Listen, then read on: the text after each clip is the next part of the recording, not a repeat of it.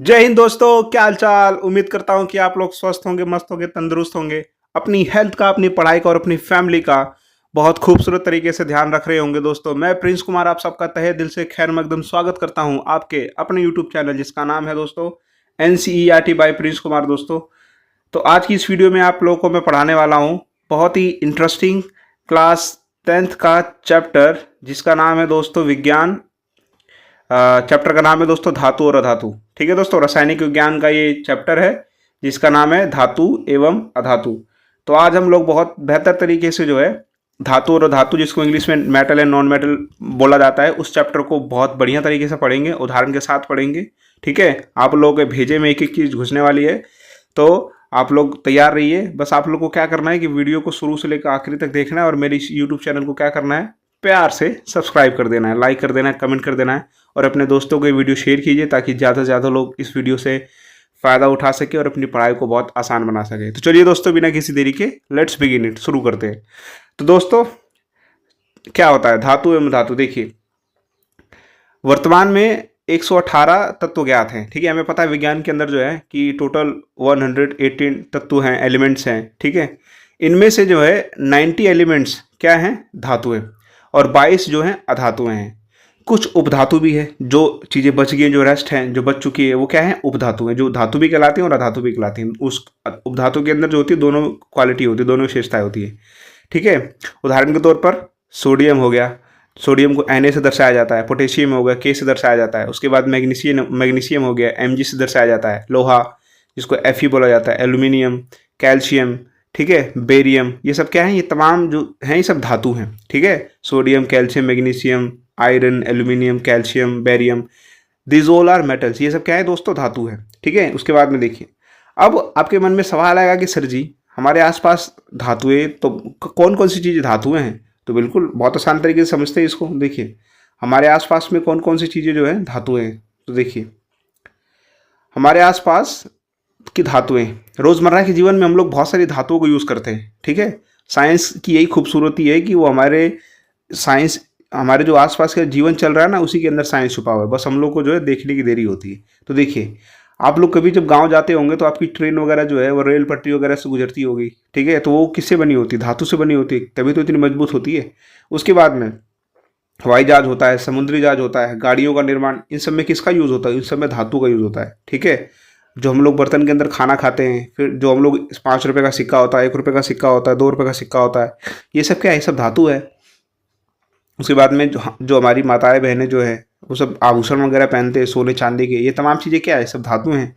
Machine के पुर्जे और सुरक्षा उपकरण, ये सब भी क्या है, ये सब भी क्या है, धातु। ये सब धातु से बने होते हैं, है ना। तो ये हमारे आसपास की तमाम चीज़ें जो है वो सब क्या है, धातु हैं।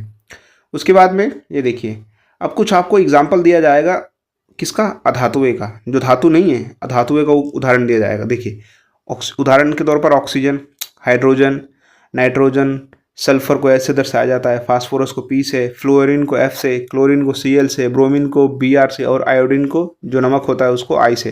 तो ये तमाम क्या है, सब अधातु हैं। ठीक है, उम्मीद करता हूँ कि आप लोग को समझ में आया होगा कि धातुओं का यूज़ हमारे आसपास किस किस रूप में है और अधातुएं कौन कौन सी चीज़ें होती हैं। अब देखिए, अधातुओं का यूज़ कैसे कैसे हमारे आसपास किया जाता है। तो देखिए, हमारे आसपास की अधातुएं, उदाहरण के तौर पर ऑक्सीजन। ऑक्सीजन का यूज़ कहाँ करते हैं दोस्तों, सांस लेने के लिए। अगर ऑक्सीजन नहीं रहेगी तो हम लोग जिंदा रह पाएंगे। हम लोग की रेस्पिरेशन में बहुत इंपॉर्टेंट, ब्रीथिंग में बहुत इंपॉर्टेंट रोल प्ले करता है ऑक्सीजन। ठीक है, किसी चीज़ को जलने के लिए किसकी जरूरत पड़ेगी, ऑक्सीजन की। अगर आपको आग भी जलानी होगी, ईंधन का दहन भी होगा, तो वो ऑक्सीजन नहीं होगा तो फिर नहीं जलेगा, है ना। ठीक है दोस्तों, उसके बाद में कार्बन हो गया आपका। कार्बन ईंधन के रूप में यूज़ होता है। कोई भी चीज़ अगर जल रही है तो उसके अंदर क्या होगा, कार्बन होगा, तभी वो जल पाएगी। ठीक है, इसके बाद में पोषक तत्वों के अंदर, इलेक्ट्रोड के अंदर, आभूषण के अंदर कार्बन होता है। ठीक है, हीरा हो गया, हीरा कार्बन का एक रूप है। उसके बाद में तीसरी चीज़ है नाइट्रोजन।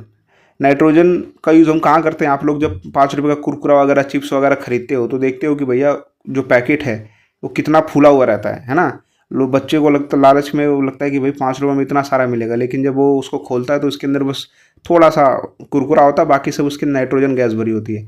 नाइट्रोजन गैस भरने का ये मकसद ये होता है कि वो जो होती है उस चीज़ को, जो है सामान को, तले भले सामान को जो है वो सड़ने से बचाती है। इसलिए जो है विकृत गंधिता से बचाओ, यानी कि उसको ख़राब होने से उसके अंदर नाइट्रोजन गैस भरी जाती है, वो ख़राब नहीं होता है। उसके बाद में अम्ल, उर्वरक, विस्फोटक जैसे पदार्थों में इसका उपयोग किया जाता है नाइट्रोजन का। ये सब क्या है, ये सब अधातु हैं, ठीक है, ये नॉन मेटल्स है। फिर हाइड्रोजन हो गया, हाइड्रोकार्बन में वनस्पति घी, ईंधन रूप और उर्वरक बनाने हेतु किस चीज़ का यूज किया जाता है, हाइड्रोजन का। तो उम्मीद करता हूँ कि आप लोग को जो है धातु की क्या क्या विशेषताएं हैं, धातु की क्या क्या विशेषताएं और उदाहरण के बढ़िया तरीके से समझ में आ गए होंगे। आगे बढ़ते हैं, हम लोग धातु और अधातुओं के अंदर अंतर समझने का प्रयास करते हैं। तो देखिए, धातु और अधातुओं के बीच में अंतर समझने का जो है हम लोग प्रयास करते हैं, ठीक है। ये बहुत इंपॉर्टेंट है, इसको ध्यान से आप लोग देखिएगा, समझिएगा। ये पेपर के अंदर हर बार पूछा जाता है, धातु और धातुओं के अंदर जो है अंतर पूछा जाता है, और यहाँ से आप लोग को जो पूरा चैप्टर बहुत बेहतर तरीके से क्लियर हो जाएगा, ठीक है। तो चलिए देखिए, सबसे पहले हम लोग बात करेंगे किसके बारे में, धातु के बारे में। तो देखिए, मरकरी के अतिरिक्त कश, ताप और सभी ठोस अवस्था में होते हैं। देखिए, मरकरी को छोड़ करके जो है ना बाकी जितनी धातुएं हैं सब कौन सी अवस्था में होती है, ठोस अवस्था में होती है। जब आप लोग क्लास 9 के अंदर थे तो आप लोग को एक चैप्टर पढ़ाया गया था, ठीक है, कौन सा, पदार्थ। पदार्थ की अवस्थाएं आप लोगों ने पढ़ी होंगी। पदार्थ की कौन कौन सी अवस्था होती है, पदार्थ की अवस्था होती है ठोस, ठीक है दोस्तों, उसके बाद में द्रव, उसके बाद में होती है गैस, ठीक है। तो इसी तरह से जितने भी धातुएं हैं ना, मरकरी को छोड़ करके वो कौन सी अवस्था में रहती है, वो ठोस अवस्था में रहती है, मजबूत रहती है, सॉलिड रहती हैं। और वहीं पर अधातुएं, क्लोरीन गैस, आयोडीन ठोस, ब्रोमीन और बाकी सब किस में रहती हैं, द्रव में रहती हैं। यानी क्लोरीन गैस के रूप में रहती है, आयोडीन ठोस रहती है, ब्रोमीन द्रव रहती है। तो कुछ अलग धातुएं जो है, नॉन मेटल्स जो है, कुछ तो जो है ठोस में, कुछ तो जो है द्रव के अंदर है, और कुछ जो है गैस के अंदर है, ठीक है। तो ये तीनों अवस्थाओं के अंदर पाई जाती है, लेकिन धातुएं जो हैं मरकरी को छोड़ करके सभी जो है ठोस अवस्था में रहती हैं। उसके बाद में अगला विशेषता क्या है कि जो धातुएं होती हैं वो कैसी होती है, तन्य और आघातवर्ध होती हैं, ठीक है। यानी धातुओं को जो है पीट करके पतली चादर के अंदर और उनको खींच करके लंबा तार बनाया जा सकता है, जिसका सबसे अच्छा उदाहरण है आपका सोना, ठीक है। आप सोने से जो है, थोड़े से सोने से आप बहुत लंबी तार बना सकते हो, उसको पीट पीट करके आप बहुत पतली थिन लेयर के अंदर कन्वर्ट कर सकते हो, ठीक है। लेकिन वहीं पर दोस्तों अधातुएं तन्य और आघातवर्ध नहीं होती हैं। उदाहरण के तौर पर लकड़ी हो गया, प्लास्टिक हो गया, ये सब क्या धातुएं हैं, आप इनको पीटोगे तो टूट जाएंगे ये लोग, ठीक है। ये इनके अंदर तन्यता नहीं होती, फ्लेक्सिबिलिटी नहीं होती, इनको आप खींच करके लंबा नहीं कर सकते हो। तो ये दो विशेषता हो गई। आगे देखते हैं, आगे देखिए दोस्तों, आगे आपका और कई सारी विशेषता हैं। तो देखिए आगे जो है कि सामान्यतः उच्च गलनांक होता है, ठीक है। अधिकतर धातुओं का जो होता है उच्च गलनांक होता है। आप लोगों ने कक्षा 9 के अंदर पढ़ा होगा क्वथनांक क्या होता है, गलनांक क्या होता है। तो गलनांक का मतलब होता है कि इनके गलने की प्रक्रिया, मेल्टिंग पॉइंट इनका जो है ना, इनका बहुत ज़्यादा होता है। इनको बहुत ज़्यादा हीट मिलेगी तब जाकर ये लोग क्या गलना शुरू करते हैं, पिघलना शुरू करते हैं, ठीक है। लेकिन उदाहरण के तौर पर सीजियम हो गया, गैलियम का गलनांक इन दोनों का बहुत कम होता है। तो ये क्या है दोस्तों, ये अपवाद है। क्या है दोस्तों, अपवाद है, अब एक्सेप्शन, जिसको हम लोग केमिस्ट्री के अंदर एक्सेप्शन बोलते हैं। तो केमिस्ट्री के अंदर कई सारी एक्सेप्शंस हैं। एक्सेप्शन का मतलब होता है कि बाकी सारी चीज़ें तो बिल्कुल सत्य, लेकिन वहीं पर एक दो ऐसे फैक्ट है जो उस बात को रॉन्ग प्रूफ करते हैं। देखो यहाँ पर क्या बोल रहा है, यहाँ पर बोल रहा है कि समानतः जो है धातुओं का उच्च गलनांक होता है, लेकिन सीजियम और गैलियम को छोड़ करके, ठीक है, गैलियम को छोड़ करके, क्योंकि ये दोनों कम टेम्परेचर पे जो है पिघलने लग जाते हैं। और वहीं पर देखिए धातुएं, हीरे के अतिरिक्त सभी का गलनांक निम्न होता है। यानी कि हीरा को छोड़ करके बाकी जितनी भी धातुएं हैं सबका गलनांक जो है बहुत कम है, यानी कि थोड़े थोड़े टेम्परेचर पे वो लोग पिघलना शुरू हो जाएंगे। उसके बाद में दोस्तों, उसके बाद में देखिए, उसके बाद में क्या विशेषता बता रहा है, उसके बाद में है लेड तथा मरकरी के अतिरिक्त अधिकांश ऊष्मा से विद्युत के सुचालक हैं, ठीक है। लेड और मरकरी को छोड़ करके, लेड जिसको हम लोग शीशा बोलते हैं, मरकरी, इनको छोड़ करके बाकी जितनी धातुएं हैं ना सब किसकी है, गुड कंडक्टर ऑफ इलेक्ट्रिसिटी, यानी कि उनके अंदर से इलेक्ट्रिसिटी होती है वो सरपास होती है, पास हो जाती है, ठीक है। लेकिन वहीं पर अधातुएं, ग्रेफाइट के अतिरिक्त सभी जो है कुचालक है। ग्रेफाइट एक अधातु है, ठीक है। हमारी पेंसिल के अंदर जो काला काला होता है ना वो आगे जिससे लिखा जाता है वो ग्रेफाइट है। ग्रेफाइट को छोड़ करके बाकी जितनी भी अधातुएं हैं वो सब क्या हैं, बैड कंडक्टर ऑफ इलेक्ट्रिसिटी, यानी कि उनमें से जो है बिजली पास नहीं होती है, ठीक है। वो सब कहीं क्या कुचालक है। उसके बाद में ध्वनिक और चमक दर्शाने वाले धातुओं के अंदर अपने आप में क्या है, अगर आप उस पर चोट करोगे, ठीक है, अगर आप उस पर जो है उस पर किसी चीज़ से वो करोगे तो उससे एक सोनोरस निकलता है। उसके बाद में उनके अंदर चमक होती है दोस्तों, है ना, सोना चांदी इन सब के अंदर क्या है, चमक है। वहीं पर अधातुएं ध्वनिक नहीं होती है, इनके अंदर कोई आवाज़ नहीं आती है, चमकहीन होती है, इनमें कोई चमक नहीं होती है, लेकिन आयोडीन और ग्रेफाइट में चमक होती है, ठीक है। तो आयोडीन ग्रेफाइट क्या हो जाएंगे, अपवाद हो जाएंगे, क्योंकि आयोडीन के अंदर क्या है, आयोडीन नमक को अगर धूप में रखोगे तो चमकेगा वो, ग्रेफाइट भी जो है चमकेगा। तो ये ग्रेफाइट और आयोडीन क्या है, अधातु होने के बावजूद भी जो है इनके अंदर धातुओं वाले गुण हैं। उसके बाद में दोस्तों, उसके बाद में देखिए, उसके बाद में आपका है कि समानतः उच्च घनत्व, लेकिन सोडियम और पोटेशियम का घनत्व सबसे कम होता है। ठीक है, अधिकतर जो है सभी धातुओं का जो घनत्व होता है, डेंसिटी होती है, कम होती है, लेकिन आपका जो सोडियम और पोटेशियम है इनका घनत्व बहुत कम होता है। उसके बाद में अधातुओं का घनत्व अपेक्षा बहुत कम, इनका तो बहुत कम होता है। उसके बाद में देखिए अगली विशेषता क्या है, धातु जो ऑक्साइड या क्षारीय या उभय धर्मी होते हैं, इनका ये रासायनिक गुणधर्म है। ठीक है, जो धातु होंगे, जो मेटल्स होंगे, उनका जो ऑक्साइड बनाएंगे क्षारीय या उभयधर्मी होंगे, लेकिन वहीं पर जो अधातु होते हैं ऑक्साइड की प्रकृति अम्लीय होती है। ये बात करेंगे हम लोग आगे इसके बारे में।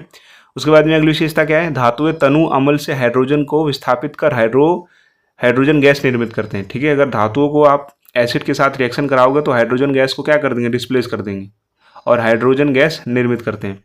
ठीक है, और अधातुएं जो होती हैं ऑक्साइड तनु अम्ल से हाइड्रोजन को विस्थापित नहीं करती हैं, ये विस्थापित नहीं कर पाती हैं, डिस्प्लेस नहीं कर पाती हैं।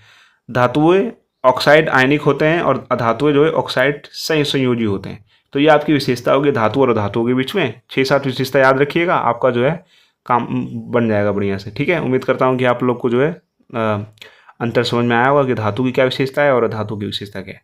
तो देखिए अब यहाँ से शुरू करते हैं। देखिए अब हमें क्या कवर करना है कि भाई वायु के साथ अभिक्रिया। ठीक है, कि जो धातु होती है वो वायु के साथ अभिक्रिया करके क्या चीज़ें बनाती है। तो देखिए धातु वायु में जल सकते हैं, या तो वायु से अभिक्रिया कर सकते हैं या अप्रभावित रह सकते हैं। ठीक है, कुछ धातु ऐसी होती हैं कि जो वायु के साथ क्या करेंगे, जल जाएंगे। जैसे उदाहरण के तौर पर आप सोडियम पोटेशियम को, ठीक है, वायु के साथ अभिक्रिया कर सकते हैं या तो अप्रभावित रहेंगे। तो देखिए यहाँ पर क्या एग्जाम्पल दे रखा है, यहाँ पर आपको एग्जाम्पल दे रखा है कि अगर धातु को जो है ऑक्सीजन के साथ अभिक्रिया कराई जाएगी तो क्या बनेगा, धातु ऑक्साइड बनेगा। ठीक है, देखिए Na का मतलब होता है सोडियम, K का मतलब होता है पोटेशियम, को आकस्मिक आग से रोकने के लिए केरोसिन तेल में डुबोकर रखा जाता है। ठीक है, ये इतने सक्रियशील होते हैं, इतने सक्रिय होते हैं कि इनको अगर हम हवा के संपर्क में लेके आएंगे तो तुरंत आग पकड़ लेंगे, इसलिए इनको आग से बचा कर रखने के लिए केरोसिन तेल के अंदर डुबो के रखा जाता है। ठीक है, तो जो धातुएं होती हैं वायु के साथ बहुत तेज रिएक्शन करते हैं। वहीं पर मैग्नीशियम, एलियम, जिंक और सीसा जो है एल्यूमिनियम वायु के साथ धीरे धीरे अभिक्रिया करते हैं। इन धातुओं पर ऑक्साइड की पतली सुरक्षा परत चढ़ जाती है। ठीक है दोस्तों, हाँ, मैग्नीशियम वायु में जलने पर क्या बनाता है, मैग्नीशियम ऑक्साइड बनाता है। ठीक है, अगर इसको मैग्नीशियम जो धातु है अगर उसको ऑक्सीजन में आप जलाओगे तो क्या उत्पाद बनेगा, बनेगा मैग्नीशियम ऑक्साइड। ठीक है, उसके बाद में दोस्तों आगे समझते हैं कि आयरन और कॉपर वायु में गर्म करने पर प्रज्वलित नहीं होते। ठीक है, कॉपर और जो आयरन है इनको अगर वायु में आप प्रज्वलित कर तो प्रज्वलित नहीं होते, अपितु अपने साथ ऑक्साइड बनाते हैं। ज्वाला में लोहे चूर्ण डालने पर वे तेजी से जलने लगते हैं। ठीक है, अब देखिए Ag चांदी और Au गोल्ड ऑक्सीजन के साथ अभिक्रिया नहीं करते हैं। ठीक है, ऑक्सीजन के साथ अभिक्रिया नहीं करेंगे ये लोग। ये देखिए सोडियम दे रखा और ऑक्सीजन दे रखा, तो यहाँ पर क्या बनाएगा, सोडियम ऑक्साइड बनाएगा। अब यहाँ पर समझने वाली बात है कि उभयधर्मी ऑक्साइड किसे बोला जाता है, आया था ना उसके ऊपर धातुओं के अंदर की वो उभयधर्मी ऑक्साइड। तो समझते हैं कि उभयधर्मी ऑक्साइड क्या होता है। ठीक है, उभयधर्मी ऑक्साइड को समझते हैं बढ़िया तरीके से। उम्मीद कर रहा हूँ कि आप लोगों को समझ में आ रही होंगी चीज़ें दोस्तों, एग्जाम्पल बाकायदा है इसके अंदर।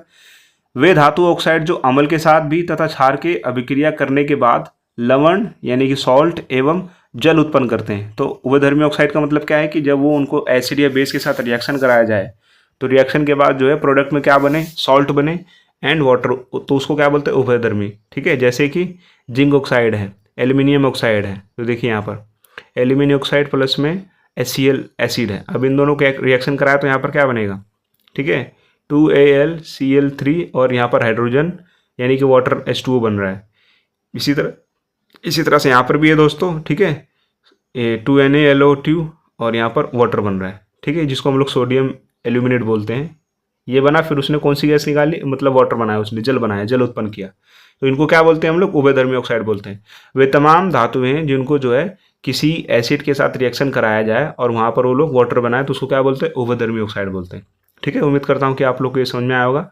तो अभी हम लोगों ने क्या पढ़ा कि धातुओं को जो है हम लोग वायु के साथ रिएक्शन कराते, विक्रिया कराते तो क्या क्या परिणाम आता है। अब यहाँ पर हम लोगों ने जो है अम्ल तथा क्षार के साथ भी अभिक्रिया कराई है। ठीक है, अब एक टॉपिक आता है धातुओं का एनोडीकरण। ये पेपर के अंदर कई बार पूछा जा चुका है दोस्तों, तो ध्यान से समझिएगा इसको। क्या धातुओं का एनोडीकरण, ये क्या होता है, धातुओं का एनोडीकरण, इसको एक बार समझने का प्रयास करते हैं दोस्तों। तो देखिए धातुओं का एनोडीकरण, इस प्रक्रम में एल्यूमिनियम को एनोड और ग्रेफाइट को कैथोड बनाया जाता है। ठीक है, सल्फ्यूरिक अम्ल के वैद्युत अपघटन के बाद ऑक्सीजन गैस उत्पन्न होती है और ऑक्सीजन और एल्यूमिनियम की अभिक्रिया से, ठीक है, जब एल्यूमिनियम और ऑक्सीजन की अभिक्रिया कराई जाती है से धातु की बाहरी सतह पर ऑक्साइड की मोटी परत बनती है। जब कभी आप एल्यूमिनियम ऑक्सीजन का वो कराओगे, अभिक्रिया कराओगे, तो क्या हो जाएगा, धातु की बाहरी सतह पर क्या बन जाएगा, ऑक्साइड की मोटी परत बन जाएगी। ठीक है, जिसको हम लोग जंग वगैरह बोलते हैं। तो ये क्या बन, इसी को क्या बोलते हैं, धातु का एनोडीकरण बोलते हैं। तो देखिए, जल के साथ अभिक्रिया कराने पर क्या होगा दोस्तों, जल के साथ अभिक्रिया कराने पर अलग अलग धातुएं जल के साथ भिन्न भिन्न प्रकार से अभिक्रिया करती हैं। ठीक है, सभी धातुएं जल से अभिक्रिया नहीं करती। जरूरी नहीं कि सारी धातुएं जो होंगी जल के साथ अभिक्रिया कर लेंगी। कुछ धातुएं बहुत तेजी से अभिक्रिया करती हैं, कुछ धातुएं बहुत धीरे धीरे अभिक्रिया करती हैं और कुछ धातुएं बिल्कुल अभिक्रिया ही नहीं करती। जैसे हम लोगों ने हवा के उसमें देखा था, जैसे कि सोडियम है, पोटेशियम है, हवा के साथ बहुत तेजी से रिएक्शन कर जाता है। वहीं पर सोना चांदी हवा के साथ इतनी तेजी से रिएक्शन नहीं करता, उसको काफ़ी टाइम लगता है रिएक्शन करने में। ठीक है, इसी तरह से यहाँ पर कुछ धातुएं जो है जल के साथ भी उनका सेम कंडीशन है कि कुछ तो बहुत जल्दी रिएक्ट हो जाती हैं, कुछ बहुत धीरे धीरे रिएक्ट करती हैं, कुछ तो बिल्कुल ही रिएक्ट नहीं करती। ठीक है, तो देखिए यहाँ पे कौन कौन सा जो है ठंडे पानी के साथ बहुत जल्दी रिएक्ट कर लेता है। तो देखिए, ठंडे जल के साथ सबसे ज़्यादा क्रियाशील कौन कौन सी है, सोडियम, पोटेशियम एंड कैल्शियम, ये बहुत जल्दी रिएक्शन करती हैं। वहीं पर आपका गर्म जल के साथ अभिक्रिया कौन करता है जल्दी, मैग्नीशियम करता है। और वहीं पर केवल भाप के साथ क्रियाशील कौन रहता है, आयरन एंड एल्यूमिनियम रहता है। ठीक है दोस्तों, तो ये रहा आपका। इन तमाम को जब अगर आप वाटर के साथ रिएक्शन कराओगे, ये देखिए पोटेशियम को जो है अगर H2O के साथ रिएक्शन कराओगे तो यहाँ पर क्या बनेगा, यहाँ पर बनेगा आपका पोटेशियम हाइड्रोक्साइड और हाइड्रोजन गैस रिलीज होने वाली है। कैल्शियम को कराओगे यहाँ पर वाटर के साथ तो क्या बनेगा, कैल्शियम हाइड्रोक्साइड और यहाँ पर हाइड्रोजन गैस रिलीज होगी। तो धातुओं को अगर आप जो है H2O के साथ रिएक्शन कराओगे तो हाइड्रोजन गैस निकलना ही निकलना है। ठीक है, तो यहाँ पर भी देखिए कैल्शियम तथा मैग्नीशियम की जल से अभिक्रिया के दौरान, ठीक है, जब कैल्शियम और मैग्नीशियम को वाटर के साथ H2O के साथ रिएक्शन कराया गया तो अभिक्रिया के दौरान उत्पन्न हाइड्रोजन गैस के बुलबुले धातु के साथ चिपक जाते थे तथा धातु तैरना प्रारंभ कर देती थी। ठीक है, हाँ, ये आपका रिएक्शन था। उसके बाद में देखिए तनु अम्लों के साथ अभिक्रिया, अब एसिड के साथ कराया जाएगा। ठीक है, तो धातु प्लस में तनु अम्ल, तो क्या बनेगा दोस्तों, आपका बनेगा एसिड, क्या सॉरी सॉल्ट बनेगा, लवण बनेगा और हाइड्रोजन गैस रिलीज होने वाली। ठीक है, ये सारा एग्जाम्पल आपको समझा रहा हूँ बढ़िया तरीके से, तो आप लोग उसको ध्यान रखिएगा। पेपर के अंदर आप जब आपसे पूछा जाएगा ना तो आप एग्जाम्पल लिख सकते हैं बढ़िया से। आगे देखते हैं,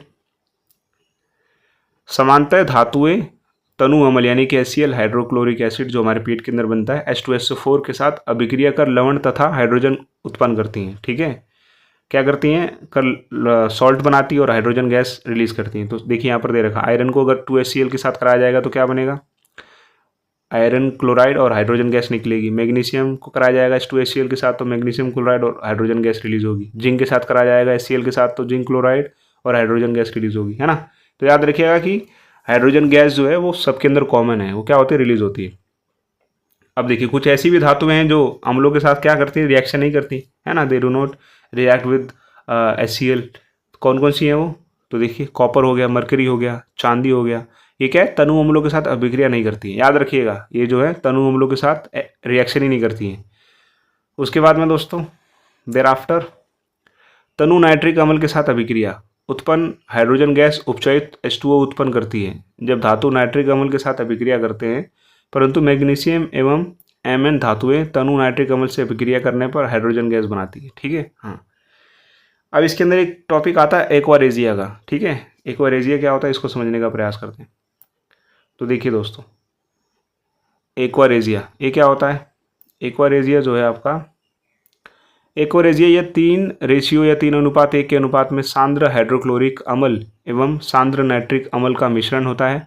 यह गोल्ड और प्लेटिनम को गलाने में समर्थ होता है। ठीक है, गोल्ड और प्लेटिनम को गलाने के लिए हमें किसकी जरूरत पड़ती है, एक्वारेजिया की जरूरत पड़ती है। ठीक है, तो ये अधिकतर जो सुनार वगैरह होते हैं ना उनके पास ये एक्वारेजिया बहुत ज़्यादा होता है, क्योंकि वो लोग गोल्ड को गला करके अलग अलग आभूषण वगैरह बनाते हैं ना, तो उनको बहुत इसकी नीड पड़ती है। ठीक है, याद रखिएगा इसका रेशियो 3:1 है। उसके बाद में धातुओं के अन्य लवणों के साथ अभिक्रिया कैसे होती है, तो देखिए अन्य लवणों के साथ अभिक्रिया इसको समझते हैं। जैसे धातु ख का अगर कराया जाएगा तो क्या होगा, लवण विलयन। सभी धातुएं सम अभिक्रियाशील नहीं होती, यानी समान रूप से अभिक्रियाशील नहीं होती, कोई कम होती, कोई ज़्यादा होती, कोई बिल्कुल नहीं होती। अधिक अभिक्रियाशील धातुएं अपने से कम क्रियाशील धातुओं को उनकी यौगिकों के विलयन या गलीन अवस्था में विस्थापित करती हैं। यह तथ्य धातुओं को सक्रियता श्रेणी का आधार है। अब देखिए कि इसके अंदर टॉपिक आता है सक्रियता श्रेणी, ठीक है। तो इसके अंदर क्या देखते हैं कि सबसे कम सक्रिय धातु कौन सी है। सक्रियता श्रेणी का मतलब क्या होता है, वह सूची जिसमें धातुओं को क्रियाशीलता के अवरोही क्रम में क्या किया गया है, व्यवस्थित किया गया है। अवरोही क्रम क्या होता है, बढ़ते क्रम, ठीक है, ठीक है। अवरोही क्रम का मतलब क्या होता है दोस्तों, अवरोही क्रम का मतलब होता है बढ़ते नहीं घटते क्रम, ठीक है। यानी सबसे बड़ा फिर उससे छोटा फिर उससे छोटा। तो देखिए सबसे बड़ा कौन है इसके अंदर, सबसे ज़्यादा अभिक्रियाशील है आपका पोटेशियम, उसके बाद में आपका सोडियम, फिर कैल्शियम, फिर मैग्नीशियम, फिर एल्यूमिनियम, जिंक, आयरन, सीसा, हाइड्रोजन, कॉपर, ठीक है। उसके बाद में चांदी, फिर उसके बाद में सोना। तो सबसे कम अभिक्रियाशील क्या है, Au, सोना, ठीक है। तो ये देखिए निम्न होता क्रियाशीलता, ठीक है, घटते क्रम में। तो इस तरह से है, ये भी आप लोगों ने समझ लिया। और एक दो विशेषता इसके अंदर है, देखिए जैसे कि हाँ, कॉपर चांदी से अधिक क्रियाशील होने के कारण चांदी को विस्थापित करता है, ठीक है।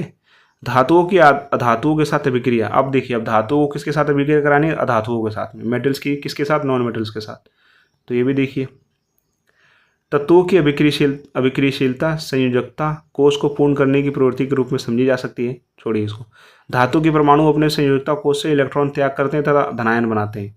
धातु के परमाणु संयोजकता कोष में इलेक्ट्रॉन ग्रहण कर ऋणायन बनाते हैं, ठीक है। इनका जो है इलेक्ट्रॉन और आदान प्रदान वगैरह होता रहता है। विपरीत आवेशित आयन एक दूसरे को आकर्षित करते हैं तथा मजबूत स्थिति वैद्युत बल में बांधकर आयनिक यौगिक बनाते हैं, ठीक है। अभी देखिए यहाँ पर एक देखिए टॉपिक मैग्नीशियम, क्या क्या इसका जो है इसके वो है इलेक्ट्रॉन, न्यूट्रॉन, प्रोटॉन। तो 2 8 2 हैं, ठीक है। मैग्नीशियम 2 क्या करता है, देता है, ठीक है। तो इस तरह से जो है ये आयन वगैरह बनाते रहते हैं, मैग्नीशियम क्लोराइड का अणु। तो ये है आयनिक उनका हो गया। अब देखिए आगे समझिए आयनिक यौगिकों के गुणधर्म क्या होते हैं। कठोर तथा भंगुर होते हैं, ठीक है। उच्च गलनांक एवं क्वथनांक होता है। गलनांक का मतलब मेल्टिंग पॉइंट एंड क्वथनांक का मतलब होता है दोस्तों आपका कि कितनी जल्दी वो जो है ठंडे हो जाते हैं। उसके बाद में फ्रीजिंग पॉइंट, मजबूत अंतर आयनिक आकर्षण को तोड़ने के लिए ऊर्जा की पर्याप्त मात्रा में क्या होती है, जरूरत होती है। उसके बाद में दोस्तों उसके बाद में सामान्यतः जल में घुलनशील होते हैं, केरोसिन एवं पेट्रोल में अघुलनशील होते हैं। उसके बाद में जैसे सोडियम एंड पोटेशियम को we keep in kerosene oil. गलित अवस्था तथा विलयन रूप में विद्युत की कुचालक, इन अवस्थाओं में मुक्त आयन उपलब्ध होने के कारण विद्युत प्रवाहित होती है, ठीक है। विद्युत जो इलेक्ट्रिसिटी होती है वो फ्लो होती है। अब धातुओं की प्राप्ति कहाँ से होती है, अब आप लोगों के मन में सवाल भी तो आएगा कि सोना चांदी है, मैग्नीशियम, एल्यूमिनियम, कॉपर, इस सबको प्राप्त कहाँ से करते हैं, ठीक है। From where do we get it. तो इसको बढ़िया तरीके से देखते हैं। खनिज, पृथ्वी में प्राकृतिक रूप से उपस्थित तत्वों एवं धातु की यौगिकों को खनिज कहते हैं, ठीक है। पृथ्वी के अंदर जो है जो धातु उसको हम क्या बोलते हैं, खनिज बोलते हैं दोस्तों, ठीक है। अब अयस्क क्या होता है, देखिए अयस्क का मतलब होता है कि वे खनिज जिनमें कोई विशेष धातु प्रचुर मात्रा में होती है तथा उसे निकालना सरल लाभकारी होता है, ठीक है। पहाड़ों के बीच वगैरह में पाए जाते हैं कई सारे खनिज वगैरह। उसके बाद में सक्रियता श्रेणी में निचले धातुएं स्वतंत्र अवस्था में पाई जाती हैं। उदाहरण के रूप में सोना, सिल्वर, कॉपर। यद्यपि कॉपर तथा सिल्वर सल्फाइड तथा ऑक्साइड अयस्क के रूप में प्राप्त होते हैं, ठीक है। अयस्क के रूप में इनको प्राप्त किया जाता है, फिर फैक्ट्री के लिए अंदर ले आकर के जो है इनकी निष्कर्षण प्रोसेस किया जाता है बढ़िया से। सक्रियता श्रेणी में मध्य में उपस्थित धातु प्रमुखतः सल्फाइड, ऑक्साइड तथा कार्बोनेट अयस्क के रूप में प्राप्त होते हैं। उदाहरण जिंक, आयरन, ठीक है, सीसा। अधिक क्रियाशील धातुएं स्वतंत्र रूप से नहीं मिलती, जैसे पोटेशियम, सोडियम, कैल्शियम। उसके बाद में गैंग क्या होता है, गैंग। तो देखिए खनिज अयस्कों में मिट्टी, रेत जैसी अशुद्धियां होती हैं जो गैंग कहलाती हैं, ठीक है। उसके बाद में धात्विकी क्या होता है। अयस्क से धातु प्राप्त की क्रमगत प्रक्रिया, ये क्रम इस प्रकार से होती है, ठीक है। क्या होता है, पहले अयस्क का समृद्धिकरण होता है, सांद्रित एस धातु की प्राप्ति होती है, फिर अशुद्ध से शुद्ध की प्रविष्करण यानी प्रोसेस किया जाता है इसको, ठीक है दोस्तों। इस तरह से है। उसके बाद में एक टॉपिक है इसके अंदर, सक्रियता श्रेणी के मध्य में स्थित धातु का निष्करण कैसे होता है, उनको कैसे साफ किया जाता है। तो धातु को ऑक्साइड अयस्क से प्राप्त करना सुलभ होता है, इसी कारणवश सल्फाइड एवं कार्बोनेट अयस्कों को ऑक्साइड अयस्क में परिवर्तित क्या कर दिया जाता है, परिवर्तित कर दिया जाता है, ठीक है। अब देखिए अयस्क को जो है वायु में अधिक ताप पर गर्म करना, यह प्रक्रम भर्जन कहलाता है। भर्जन का मतलब क्या होता है कि जब अयस्क को आप बहुत ज़्यादा हीट करोगे तो उसको क्या बोलते हैं, भर्जन बोलते हैं। और प्रक्रम निस्तापन कहलाता है। निस्तापन का मतलब क्या होता है कि अयस्क को सीमित वायु में अधिक ताप पर गर्म करना, ठीक है। हाँ, उसके बाद में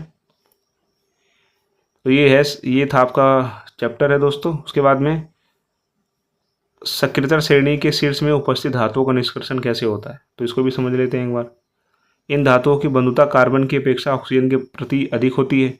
इन धातुओं को विद्युत अपघटनी अपक्षरण के द्वारा प्राप्त करते हैं। सोडियम को उसके गलित क्लोराइड के विद्युत अपघटन द्वारा प्राप्त किया जाता है, यानी कि किस किस तरह से जो है इनको प्राप्त किया जाता है। अब धातुओं का परिष्करण कैसे होता है, इसको एक बार समझ लेते हैं।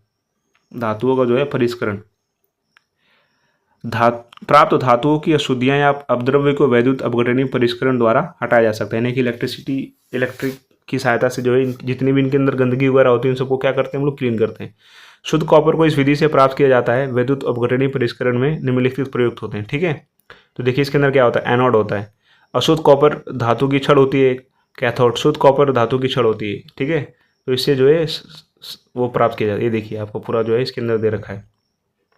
फिर उसके बाद में विलयन, कॉपर सल्फेट के जलीय विलयन के साथ सूक्ष्म मात्रा में तनु सल्फ्यूरिक अम्ल उसके अंदर होता है, HCl। विद्युत प्राप्त करने के पश्चात एनोड में अशुद्ध धातु विद्युत अपघटन में घुल जाती है तथा उतनी ही मात्रा में शुद्ध कॉपर विद्युत अपघटय से कैथोड पर निक्षेपित होती है। अविलेय अशुद्धियां जो होती है ना, जितनी भी गंदगी वगैरह होती है, एनोड तली पर निक्षेपित होती है। इसे एनोड पंख कहते हैं, ठीक है। इसको देखिए बहुत ध्यान से, ये है इस तरह से, ठीक है। ये आपका एनोड है प्लस वाला और ये आपका कैथोड है माइनस वाला। इसके अंदर क्या डाल रखा है, इसके अंदर जो है आपका HCl डाल रखा है। ये जितना ब्लू ब्लू दिख रहा है ना, ये सब क्या है, CuSO4। उसके बाद में टैंक है, एनोड है, फिर इसमें से इलेक्ट्रिसिटी गुजारी जाती है, ठीक है। तो इस तरह से जो है साफ होता है।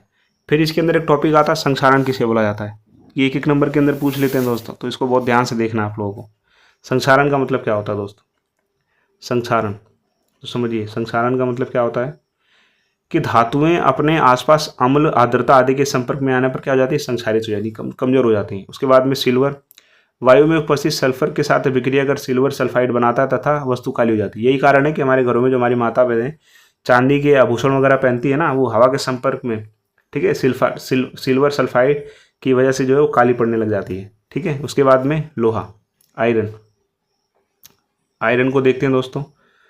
आयरन आर्द्र वायु में लोहे पर भूरे रंग के पतली पदार्थ की परत चढ़ जाती है, यानी कि जब ह्यूमिडिटी वगैरह बहुत ज़्यादा होती है, बारिश वगैरह बहुत ज़्यादा होती है, हवा के अंदर नमी ज़्यादा होती है, तो काली परत चढ़ जाती है। वायु तथा आर्द्रता लोहे पर जंग लगाने के लिए आवश्यक होती है, फिर उस पर जंग लग जाता है, लोहा धीरे धीरे कमज़ोर हो जाता है, ठीक है। ये होता है कि हमारे आसपास में कोई लोहा वगैरह है, कई सालों से खुले में है, बारिश वारिश हो रही तो उस पर जंग लग जाता है, लोहा काला हो जाता है। कॉपर आर्द्र कार्बन और डाइऑक्साइड के साथ अभिक्रिया करके हरे रंग का क्षारीय कॉपर कार्बोनेट बनाता है, ठीक है।